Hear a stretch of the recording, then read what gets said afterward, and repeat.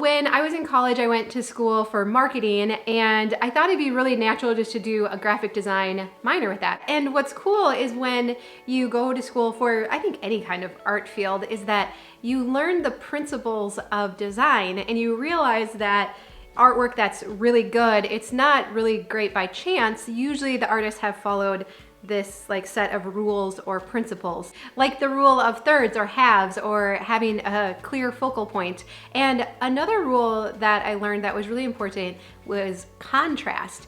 If you look at artwork, most of it has some significant contrast in it, and that really like catches your eye. And there's something about the difference between the light and the really dark accents. Like you don't want to go overboard with it, but like just enough of it that really makes a piece dynamic and draws your attention to it. And so that was really important as we were learning about design. But I'm also realizing that it's something we can recognize in our own lives that can make a big difference as well. And so today the question I want to ask you is, what or who are you contrasting your life to? And last Friday we shared that we just got back from a missions trip to Mexico. And so anytime you visit another culture, this contrast becomes so apparent, and we become very aware of how differently we live compared to other people and other people groups. And so of course we went down to Mexico, and it was so cool. I'll put the link for that video down below. I mean, it was truly life-changing. I hope at some point you get an opportunity to do something like this, because it really was powerful. But as I came back and thought about like, okay, what was it that was so powerful? I think it was the contrast between how we live and how the people that we were visiting live. And when you contrast something like that and you come back home, you're like, we are such spoiled brats, right? Like, we have so much. We have so much. Not only do we have every need met for food, most of us, I'm talking generally if you're watching this video, for clothing and food and shelter and safety. We have all those core, like really important needs met. And then beyond that, we have most of our wants met as well. Now, what's funny is it doesn't feel like that. Before I left, I didn't feel like I had everything in the world, right? But again, when we go and visit somewhere where many of them don't have all of their needs met, and certainly not their wants, then that contrast is so significant, and it makes it so obvious how incredibly fortunate we are. So 2 weeks ago when we left, I'm grateful, right? We're all grateful. We know we live well and all of that, and I could appreciate it. And so my gratitude level was maybe like here, right? But then we contrast it and we come back and we're like, oh my goodness, it is so far up here. And what struck me about this is that when we contrast like that, it's amazing, and we feel full of gratitude, and we're so fortunate. We start to think of ways, how can we share some of this with others?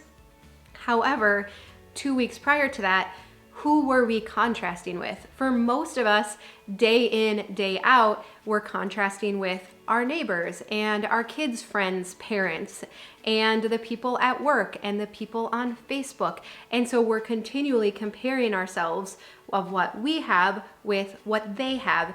And most often, we feel like we're the ones lacking and not having all of the things, because people do such a great job of inflating what it is they have to make it look like they've got it all and we don't, right?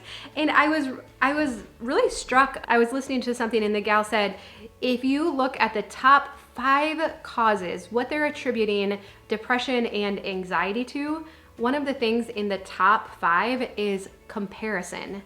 And this has risen and grown, this comparison trap, obviously with social media, right? And so there is so much more comparison going on now than there used to be, right? And so I think this probably resonates with most of us. We recognize this and we're like, yeah, I get it, right? And so like what Dr. Paul says, he says, half the battle is recognizing this, right? And that's why I wanted to ask you today, who are you contrasting with? Who are you comparing yourself to?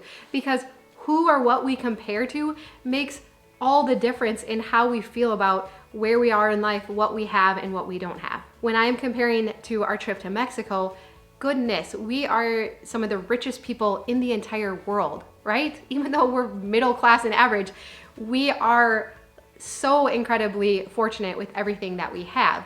If I'm comparing it to my neighbor that has a bigger house and a nicer car and cuter kids, I don't know, whatever, all of a sudden I don't feel that way. And I start to think of, well, how could I get that? And how could I have what they have? And so it's so remarkable. And this is what has stuck with me since we've been back, that whoever we're comparing ourselves to or contrasting with is what sets our perception of how we're doing and what it is that we feel like we need and want moving forward to feel happy and satisfied and like we have it all too. And so I know this is great. Like, obviously we had this incredible opportunity to go on this mission trip. And so that is super cool. And like I said, I hope at some point you can do that, whether it's an international trip or just stinking finding people in our own community that we can help, right? We don't have to go abroad to have a similar experience. But what I want to talk about today then is if we're recognizing like, yep, I'm falling into this comparison trap a little bit. It does leave me feeling like I'm lacking or I don't have as much. What can we do here today to combat this so we really can appreciate all that we have and feel as fortunate as we really are? So number one is I do think we need to find different ways to be around others that we can serve and we can help. Like I said, that contrast, it just makes us come home and appreciate all that we have. I think, if I could make mass generalizations. So I think finding somewhere where we can get outside of our comfort zone and help others is one of the most fulfilling things we can do, not only personally, but again, also to appreciate all that we have. Number two, keep decluttering. So what I've found that as I declutter my physical items, the things I'm not using, I'm not even talking about like sacrificially decluttering. That is not what I'm saying at all. I'm saying just getting rid of the stuff that you don't use in your house it unhooks the grip of consumerism in our life. And it helps us to see the stuff for what it is, just stuff. Just physical items. And so it's so ironic to me that I went to school for marketing and I was fully intending I really wanted to work for like an ad firm and come up with advertising campaigns to sell you things. Like that was really what I wanted to do. And then we found minimalism and I realized how powerful marketing is and how it causes us to buy so many things that we don't need. And I'm like, I'm going to use my powers for good and not evil, right? And so I'm going to market minimalism and try and make it look so attractive that everybody wants to sign up for it, right? But through this process of decluttering, it causes us to look at our stuff so much differently.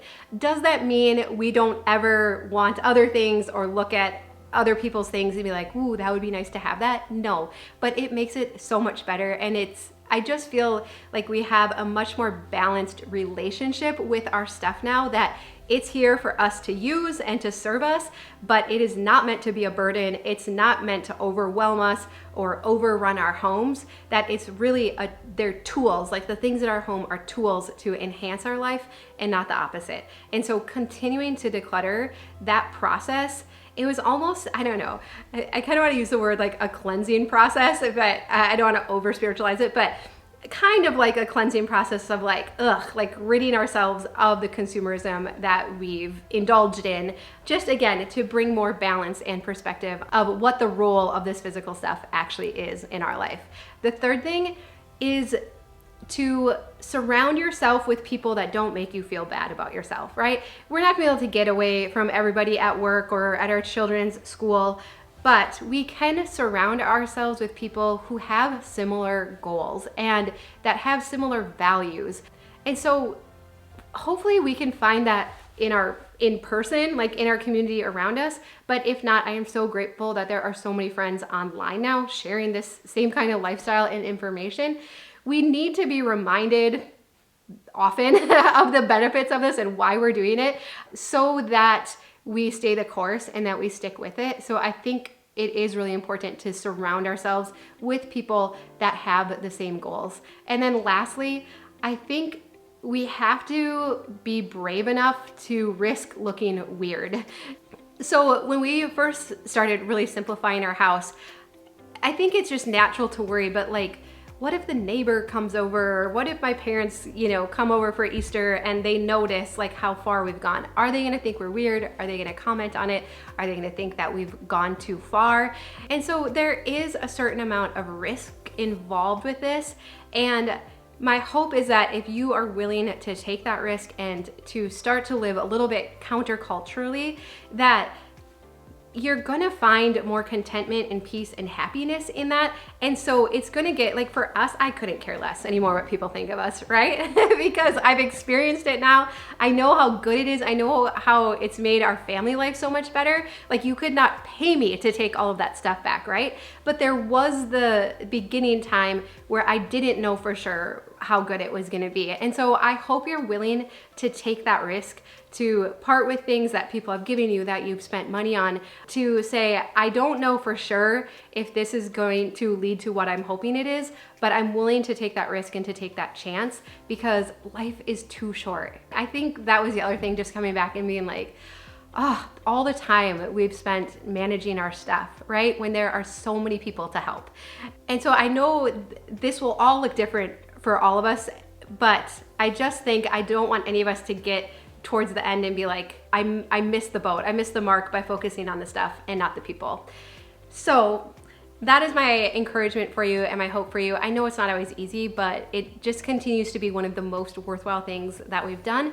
And I am so grateful I shared this on Friday because I know so many are like, I would love to take my family on a trip like that. Like I want to do that. I value it. I care about it. I want my family to see that same contrast and experience, right? And so keep working towards that. That is a goal that Tom and I set early on in our marriage, to be able to like travel with our family. And so we don't do like a lot of activities for the kids, and we've worked hard to do the Dave Ramsey program and those kinds of things to be able to get to a place like this. So you're seeing us 7 years down the road, right? Not at the very beginning. And so I just want to encourage you, whatever your goals are, keep working towards that.